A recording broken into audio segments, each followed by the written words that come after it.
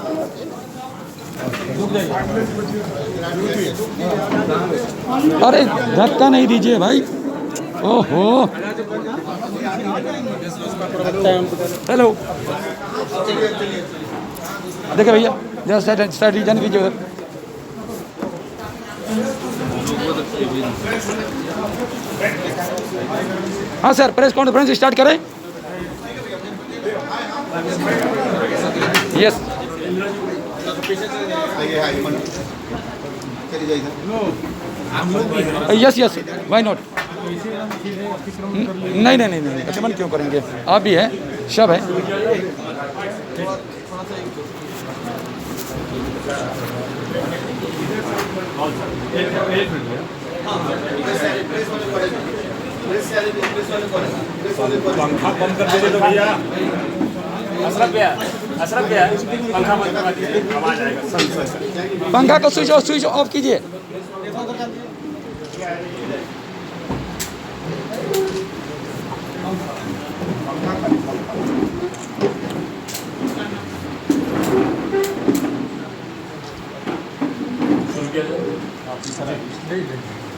साथियों, सबसे पहले आप सबका धन्यवाद इस प्रेस कॉन्फ्रेंस में आने के लिए।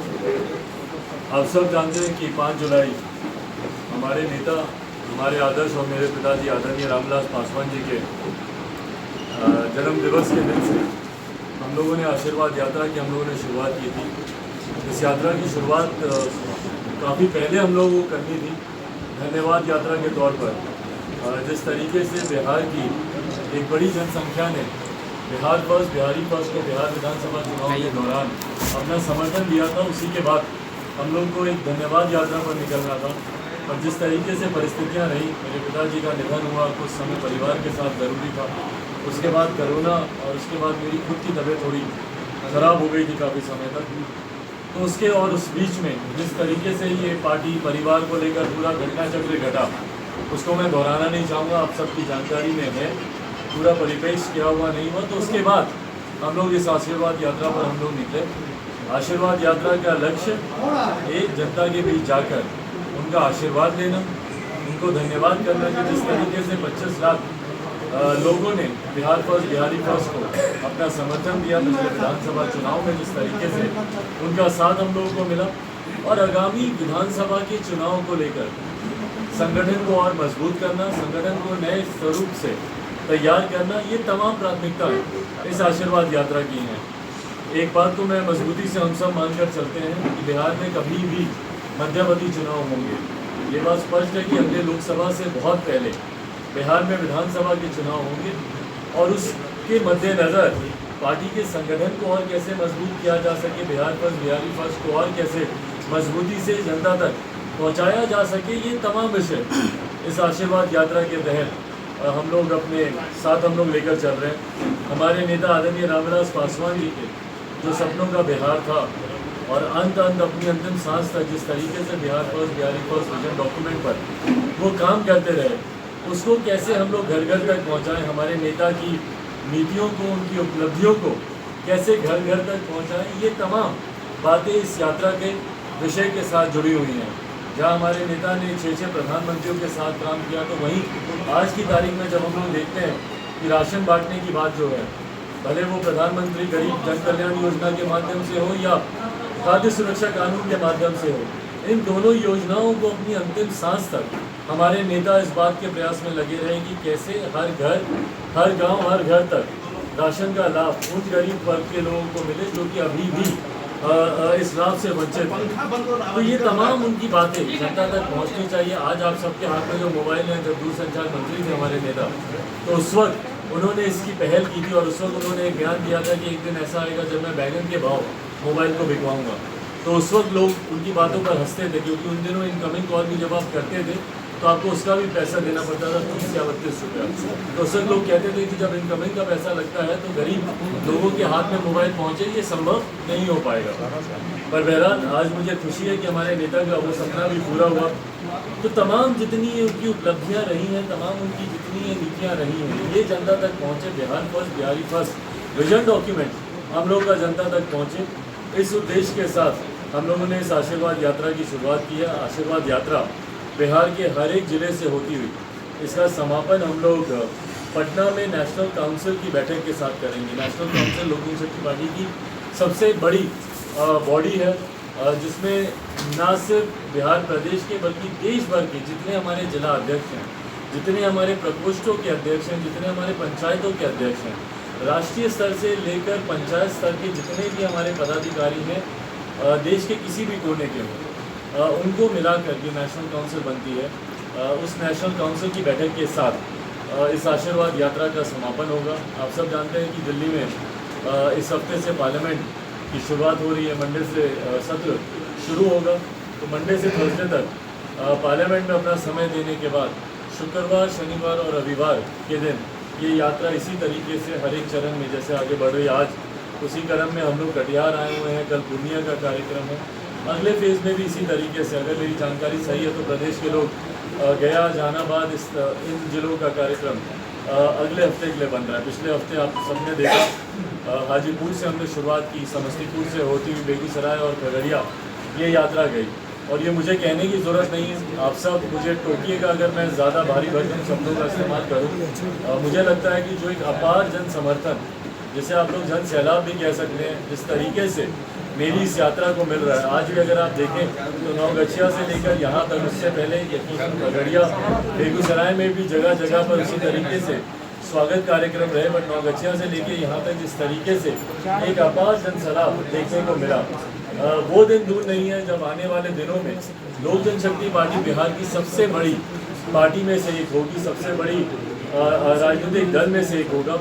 और उसी दिशा में हम सब, हमारे नेता आदरणीय रामविलास पासवान जी के विचारों को लेकर उनके सपनों को पूरा करने का काम कर रहा है। अब इसके अलावा अगर आप लोगों की कोई सवाल। Thank you very much sir. Tejashwi के साथ जाना चाहेंगे आप? तेजस्वी आपके स्वागत के लिए तैयार हैं? देखिए, मुझे लगता है अभी ये प्रश्न का समय सही नहीं है। मेरी प्राथमिकता अभी आज की तारीख में आशीर्वाद यात्रा को सफलतापूर्वक पूरा करना है। मेरी प्राथमिकता इसके माध्यम से संगठन को और अपनी ताकत को मजबूत करना है। और प्रैक्टिसेस भी यही रही हैं, राजनीतिक परंपरा यही रहती है कि भैया गठबंधन का स्वरूप चुनाव के आसपास तय किया जाता है। तो जब चुनाव सर पर होंगे उस वक्त गठबंधन का क्या स्वरूप होगा उसका खुलासा किया जाएगा। अभी जो अंतर विरोध चल रहा है उसको किस रूप में देखते हैं? लोग अभी 7 प्रदेश अध्यक्ष नियुक्त कर दिए गए पशुपति पारस, उसको किस रूप में देखेंगे आप? देखिए, खैर हमारी पार्टी का नाम वो इस्तेमाल कर रहे हैं, इस बात की चिंता हम लोग को ज़रूर है। आज की भी तारीख में अगर आप चुनाव आयोग जाएँ, पार्टी के नाम या सिंबल को लेकर कहीं पे कोई डिस्प्यूट नहीं है। आज भी अगर आप चुनाव आयोग जाएं तो चुनाव आयोग ये स्पष्ट तौर पर कहता है, आप लोग अगर किसी पिटीशन के माध्यम से, आरटीआई के माध्यम से अगर आप लोग जानकारी निकलवाना चाहें तो स्पष्ट तौर पर कहता है कि भैया लोक जनशक्ति पार्टी के राष्ट्रीय अध्यक्ष आज की भी तारीख में चिराग पासवान ही हैं। क्योंकि ये जो दूसरा गुट है, इन्होंने अपनी कोई दावेदारी सिंबल या नाम को लेकर वहाँ पर पेश नहीं की है। बट बहरहाल ये मेरी भी जानकारी में आया कि जिस तरीके से कुछ प्रदेशों में लोक जनशक्ति पार्टी का नाम इस्तेमाल कर इन्होंने प्रदेश अध्यक्षों की नियुक्ति की है। मैं अभी जब वापस जाऊंगा तो पुनः अपनी लीगल टीम के साथ मैं बैठूंगा। उन्होंने इसके ऊपर ज़रूर कुछ तैयारी कर रखी है, वहाँ पर उनके साथ बैठकर उनसे राय मशवरा कर क्योंकि मैं कानूनी जानकार नहीं हूँ, मेरे लिए ज़रूरी है कि जो मेरी लीगल टीम है लोक जनशक्ति पार्टी की, वो इसमें मेरा मार्गदर्शन करें। तो वो जैसा आगे सजेस्ट करेंगे उस दिशा में हम लोग कदम उठाएंगे। बट हाँ, ये ज़रूर एक गलत चीज़ है कि जब पार्टी आपकी नहीं है, पार्टी का नाम आपके पास नहीं है या पार्टी का सिंबल आपके पास नहीं है, तो ऐसे में अध्यक्षों की नियुक्ति करना गलत है। Thank you very much. मैं राजकुमार प्रसाद बिहार में लागू होना चाहिए। जनसंख्या नियंत्रण इस मामले में आपको झटका दे चुका है क्या? इस मामले को लेकर के, पार्टी के मामले को लेकर के कोर्ट भी आप गए थे जहां पर आपको मुंह की खानी पड़ी है। देखिए, मुझे लगता है आप सब जानकार लोग हैं, पढ़े लिखे लोग हैं, जानकारी पूरी होनी आप लोगों को ज़रूरी है। जी सर। और अगर जानकारी के अभाव में आप कहेंगे कि भैया कोर्ट ने आपको झटका दे दिया या कोर्ट से आपको मुंह की खानी पड़ी, ये गलत है। Okay, don't mind sir. जानकारी आप ले लें कि कोर्ट हम लोग किस विषय पर गए थे। आपको जानकारी है ये कि हम लोग किस विषय पर गए थे? हम लोग सिंबल के लिए या पार्टी के नाम के लिए हम लोग कोर्ट नहीं गए थे। कोर्ट में हम लोग गए थे एक याचिका जो चेयर के पास, चेयर का मतलब हमारे माननीय अध्यक्ष लोकसभा ओम बिरला जी के पास जो एक याचिका लंबित पड़ी हुई है, उसी के संदर्भ में हम लोग गए थे। अब वो याचिका क्या है? वो याचिका ये है कि जिस तरीके से 5 सांसदों के कहने पर ओम बिरला जी ने, माननीय अध्यक्ष लोकसभा ने, जिस तरीके से नेता सदन लोक जनशक्ति पार्टी का पशुपति कुमार पारस जी को नियुक्त कर दिया गया, उसके खिलाफ हम लोग गए थे। और वहाँ पर भी कोर्ट ने हम लोग की याचिका को खारिज नहीं किया है। कोर्ट ने स्पष्ट तौर पर ये कहा है क्योंकि माननीय अध्यक्ष लोकसभा चेयर अपने में एक कॉन्स्टिट्यूशनल पोस्ट होती है। तो कोर्ट ने इस बात की जानकारी दी है कि क्योंकि वो एक कॉन्स्टिट्यूशनल पोस्ट है और उनके पास मामला विचाराधीन है, तो जब तक वहाँ से कोई क्लैरिटी नहीं आती तब तक हम इसकी सुनवाई कोर्ट में नहीं कर सकते। ये जानकारी कोर्ट के द्वारा दी गई है। कोई मुंह की खानी पड़ी हो या खारिज कर दी हो, ऐसा नहीं। बीएसएससी का कल टाइपिंग टेस्ट हो रहा था, उसमें कुछ अनियमितता की बात आई है। स्टूडेंट थे वो विपक्ष से अपेक्षा कर रहे थे, मगर वो भी आवाज़ इसका नहीं उठा रहे हैं। अभ्यर्थियों का बीएसएससी का टाइपिंग टेस्ट 7 साल बाद हो रहा था। मुझे लगता है ये तमाम उन विषयों में से एक विषय है। मैंने, अगर आप बिहार विधानसभा के चुनाव अगर आप देखें, मैंने छात्रों से जुड़े तमाम इन विषयों को मैंने उठाया था। आज की तारीख में बिहार ही एकमात्र ऐसा प्रदेश है जहाँ पर 3 साल के कोर्स के रिजल्ट आने में 4-4, 5-5 साल लग जाते हैं। जिस अनियमितता की आप बात कर रहे हैं, ये कौन से क्षेत्र में नहीं है बिहार में, आप बताएं। और यही बात निरंतरता में मैंने बिहार विधानसभा के चुनाव के दौरान मैंने उठाई। छात्रों की बात हो, शिक्षकों की बात हो, और जब अपने हक के लिए जाते हैं तो उनके ऊपर लाठियाँ चलाने की बात हो, तो ये तमाम तरीके की समस्याएं हैं। आज की भी तारीख में आप देख लीजिए, कौन सा ऐसा क्षेत्र है जहाँ पर भ्रष्टाचार नहीं हो रहा? कौन सा ऐसा कोई एक काम किसी का बिना घूस लिए दिए होता है क्या? नहीं। यस। ये बिहार में ये परंपरा बन गई है। तो जिस अनियमितता की आप बात कर रहे हैं, ये हर क्षेत्र में ये है। और इसीलिए मैं 2020 के बिहार विधानसभा चुनाव में जनता के बीच यही जागरूकता फैलाने गया था। मुझे खुशी है कि उस वक्त भी मुझे जनता का काफ़ी साथ मिला। पर हाँ, इलेक्टोरल पॉलिटिक्स में क्योंकि संख्या से आंका जाता है कि भैया आपके कितने विधायक जीते, तो मैं उम्मीद करता हूँ कि अगले जो मध्यावधि चुनाव होंगे उसमें हम लोग को एक बड़ी बहुमत मिलेगी।